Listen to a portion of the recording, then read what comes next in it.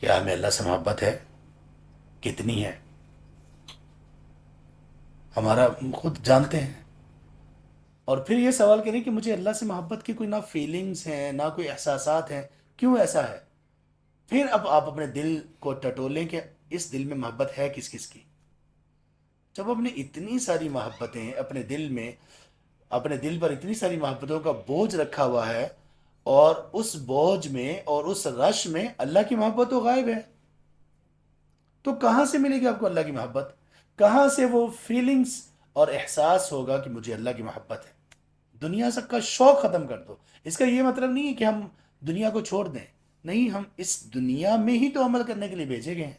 کا وہ شوق جو غلامی کی حد تک آپ کو لے جائے. سبحان اللہ، کوئی اور بات ہی نہیں ہے آپ کے ذہن میں، کوئی اور چیز ہی نہیں ہے. ہر چیز کو آپ نے جوڑا اس چیز کے ساتھ ہوا.